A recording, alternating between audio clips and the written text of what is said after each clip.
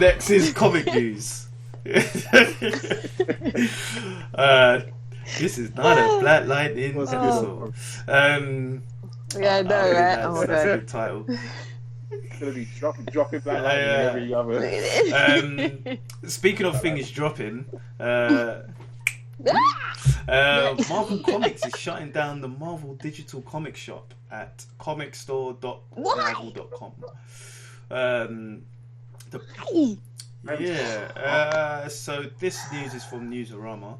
After June 2nd, readers will still be able to purchase Marvel Digital Comics and continue to read their existing Marvel Digital Comics library directly via the Marvel Comics app and Comixology store.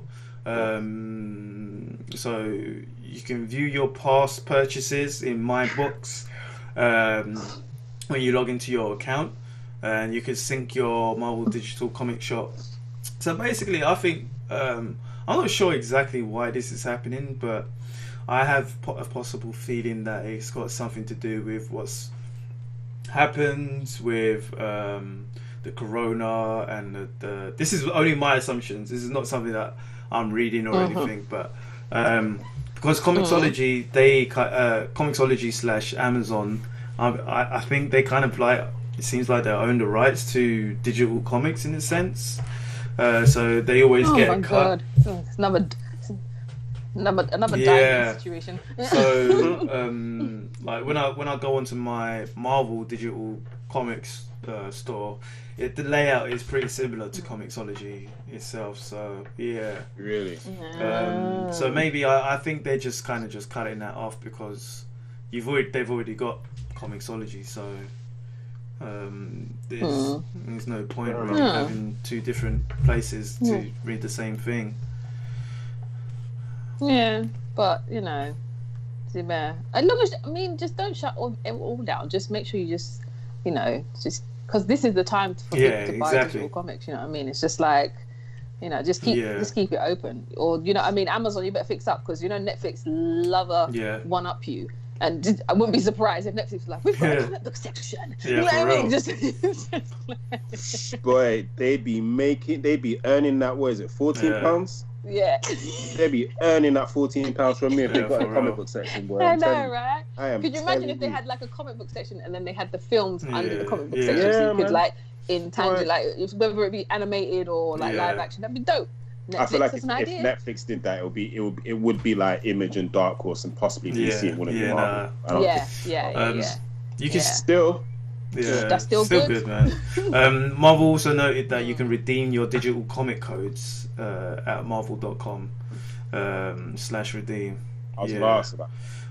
So that's a bit of sad news, depending on how you look at it. Some good news. Batman, the Three Jokers, is set for a new August debut. So DC has announced that Batman, the Three Jokers issue 1 has a new release date, which is Tuesday, August the 25th. So this DC's senior VP editor-in-chief Bob Harras said in a statement, as more stores are finding ways to operate and service their customers, our release schedule is under constant review. These from placing orders to on sale, moving Batman 3 Jokers to August will enable more stores to order and sell this incredible story that Jeff and Jason have crafted. So 30 years after Batman the Killing Joke changed comics forever, Three Jokers re-examines the myth of who or what the Joker is and what is at the heart of his eternal battle with Batman. After years of anticipation, starting in DC Universe Rebirth issue 1, the epic miniseries you've been waiting for is here. Find out why there are 3 Jokers and what that means for the Dark Knight and the Crown Prince of Crime. It's a mystery unlike any Batman has ever faced. I did watch the Killing Joke, the animated movie thing, and I was like, okay. That's the response you have when you watch the animated. It's like, okay, like the end of it just made it. I was like, okay. I was like, and then like when spoiler, have you seen it? Oh, you not seen it? Yeah, okay, good. Like, and then like Batman's like he starts laughing, and it's like unnerving. I was like, okay, like, it's better when you read it, I think, because it's definitely better to read than it is a watch. Because to be honest, the anime now, DC usually kill it when they do their animated movie or animated anything. To be honest, but a lot of that movie could just be taken out because it's like to contrast what was going on between Batman and the Joker. They had to have this little subplot of Barbara Gordon and this villain, this no-name villain that she was attracted to for some reason. It was weird. It was just unnecessary. It's not how I would have done it. I feel like if that movie came out a little earlier, like a couple years earlier, that would have been completely different and it would have been way better. Much. It really didn't feel like it fit in this day and age. Like I was like, this feels like, when they're trying stuff out, and this, it was the moments in there were good, but I was just like, okay. In my opinion, sorry, real quick, I'm just on my Forbidden Planet. I haven't checked my orders for Forbidden Planet ages because I was gonna get the free Jokers. I'm just on one of my open orders that I ordered time ago and have not been. Young Justice 17, Shazam 14, 4 issue 7, all not been dispatched. Oh, bless. Avengers issue 35. Damn.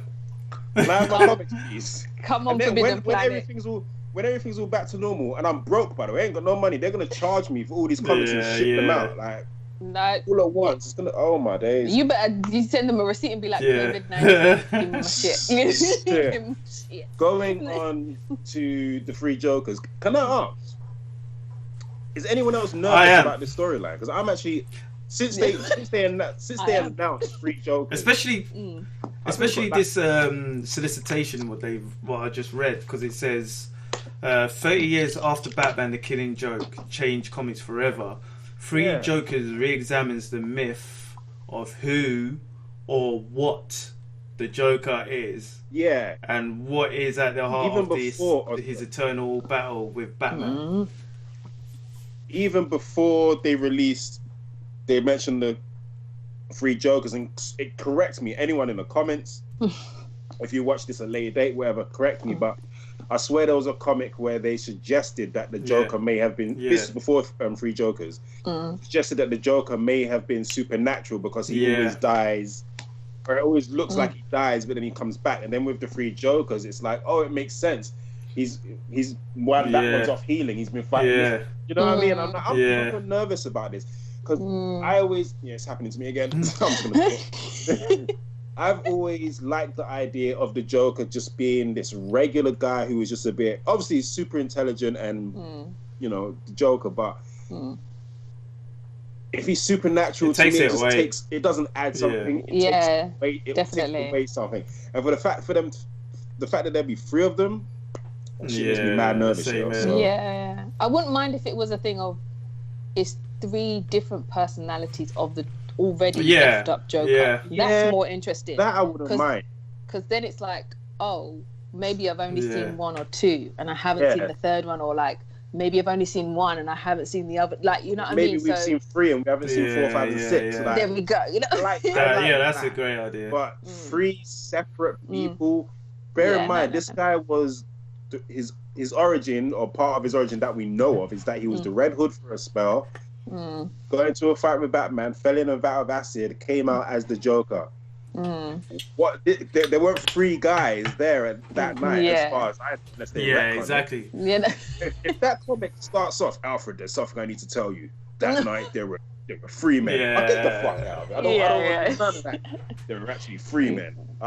It doesn't need to be supernatural. That's not what DC is about. Just keep it as one guy who's completely messed up, beyond messed up, you know what I mean? And then, you know what I mean? If you really want to go off the ball, you know what I mean? You can, not that it's good, but you can be like, because obviously Joker likes to kidnap people and do shit. So if he kidnapped 2 other people and was like, I'm going to mold you into who I am as kind of like Decepticons.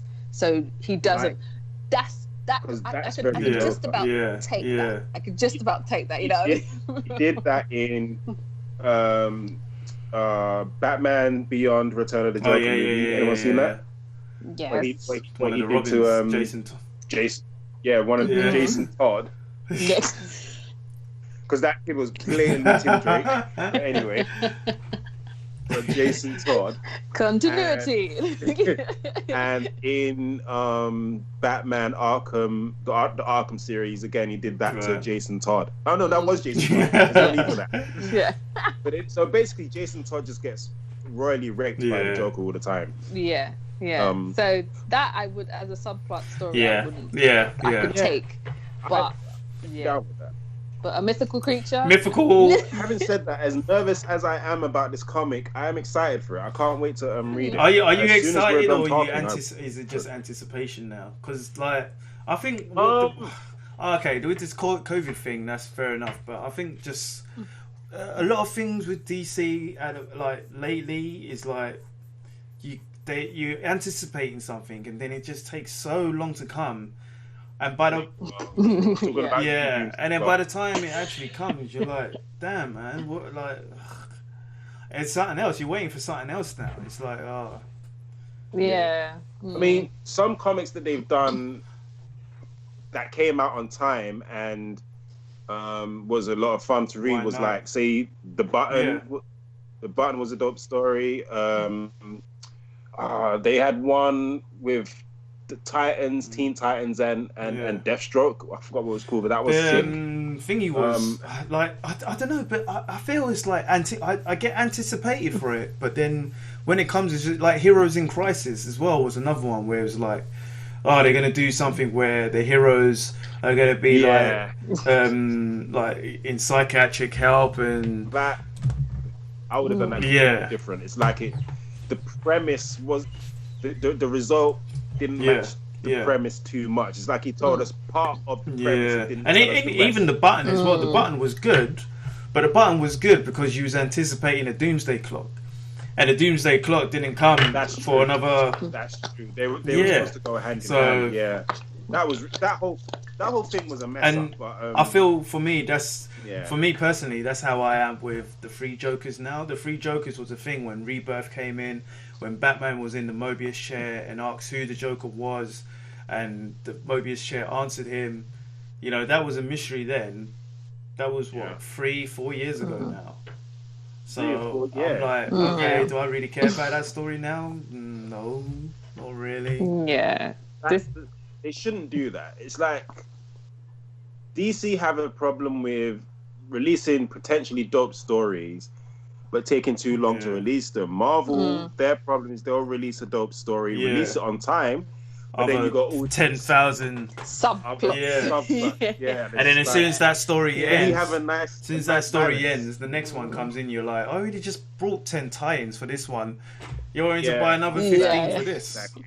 So So the word of the day, DC and Marvel. DC, maybe just a week before you're going to launch something, just do boom, we're doing Three Jokers. Everybody's like, shit, it's coming out on Friday, boom. And then, you know, Marvel, look, we've got these tie-ins, before the actual thing. So you can buy them, but you don't have to. We're going to float them around if you want to buy them. But this is coming out the next day. And then that's it. Simple thing. You saying that about DC, though, like, that just reminded me of what... what's his name? Who did Walking Dead? Jesus, what's? Wipe Wednesday. Can't read it from Robert Kirkman. I got confused. Yeah, that guy. Because like his last issue for The Walking Dead, he put in the solicitations that there's going to be another issue next week, but the book came out and then you read it and it was like, hang on a minute, this is the last issue. Like, this is literally the last issue, because he's done his obituary kind of thing where it's talking about how when he started writing it, and it's like, damn, we didn't even know this was going to be the last issue, like literally. So you got that's how you got to do it sometimes. You just drop it like that. Slide Come on now. Man. Okay. So All right. Wow. What we got there? Yeah, we did on that one, boy. Jeff Lemire revives Sweet Tooth at DC, and a TV show moves from Hulu to Netflix. Netflix is just killing it. Just kidnapping everything. So, just like the old guard, I'm not really aware that much of Sweet Tooth, but this was by artist and writer Jeff Lemire. Basically, he announced that he's reviving the creator-owned series Sweet Tooth at DC. Yeah, and Netflix has announced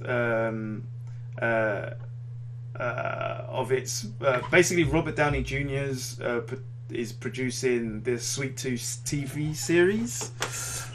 So yeah, the tragic post-apocalyptic Sweet Tooth originally ran for 40 issues from 2009 to 2013 through DC's now defunct Vertigo imprints. So Robert Downey Jr.'s planned Sweet Tooth TV series adaptation. It was going to be on Hulu, but now it's on Netflix. Sorry, side note, every time I hear these like streaming services, I think of there's a guy on the line, he's called Keeks, and he did this thing about Hulu, Netflix, Crunchyroll, and saw HBO, that. and he's got like different coloured tops on. He's like, I'm Netflix, I'm like the streaming OG. And he goes, where's your catalogue? Hulu's like, where's your catalogue? He's like, he points to like Disney. He's like, you're just mad because Disney's got like a big like lollipop. He goes, you're mad. I'm gonna do it. It's so funny. It's like, put it in the group. It's so funny. And then is it Crunchyroll that comes in right at the end? Yeah, because Netflix is like, I'm an OG in this game. Ain't nobody got numbers like me. And then Crunchyroll's like, speaking in Japanese, he's like, your voice is annoying. And he's like, Crunchyroll. I didn't know. Do you know what? When I first watched that, I was actually thinking about you when I saw that. I was like, oh, Isha would love this. Isha and I'm sure it was Sean in our group that watches Crunchyroll. Is it? Sean. I think both Sean's got Crunchyroll. I know brother Sean has it. I don't know about friend Sean. Crunchyroll, it's only $4.99, and you get all. I had Crunchyroll for a spell, and it just wouldn't play in English. So I was like, really? Yeah. There's hardly any like dubbing. There's all subs. So most of it's subs, like 99.9% of it subs, which is fine because I watch subs in it. So I was watching like proper when it was new. My Hero Academia. I went to watch it in English. English. English. Nope.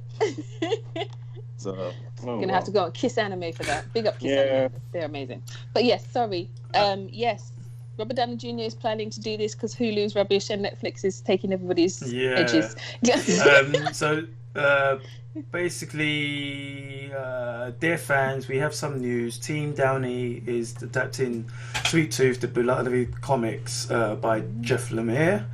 Back in November 2018, it was reported that Hulu had ordered a pilot for an RDJ produced Sweet Tooth show working with Warner Brothers Television, with Hap and Leonard co-creator Jim McKell writing and directing. It is unknown if McKell or WBTV remain involved in this new iteration of the project. So this Sweet Tooth book 1, this is from the deluxe edition. This is the synopsis. It says, kids like Gus have a price on their heads. 7 years ago, the affliction raged like a forest fire, killing billions. The only child born since are part of a new breed of human-animal hybrids. Gus is one of these children, a boy with a sweet soul, a sweeter tooth, and the features of a deer. When vicious hunters descend on his isolated forest home, a mysterious and violent man called Jeopard rescues Gus. The Hulkling drifter promises to lead Gus to the preserve, a fabled safe haven for hybrid children. As the two cross this dangerous new American frontier, will Jeopard corrupt the boy he's nicknamed Sweet Tooth, or will Gus's heart change Jeopard? Written and illustrated by spectacular talent Jeff Lemire, Sweet Tooth is a haunting tale of survival in post-apocalyptic America, of friendship formed in tragedy, and the good and bad in humankind. So, sounds interesting, yeah.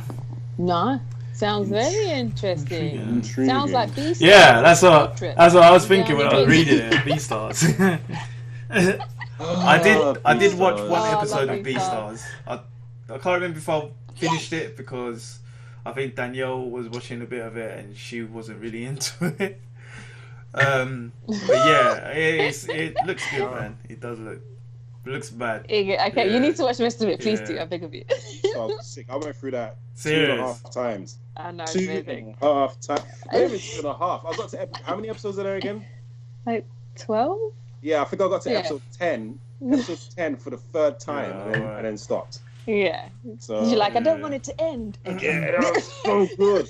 That Lugosi's a dope character. I forgot what his funny girl name, whatever her name. The little rabbit. Yeah, they're all dope characters. They really are. Okay, cool. I just feel like that has so much potential. Anyway, we're talking about this one thing right here. This is Sweet Tooth. One thing Shawnee B said good, it will distract Robert Downey Jr. from the idea of playing Doc Brown. I think that was actually just a meme because from Back to the Future. Emmett Brown. Emmett Brown. So I think that was a meme because people put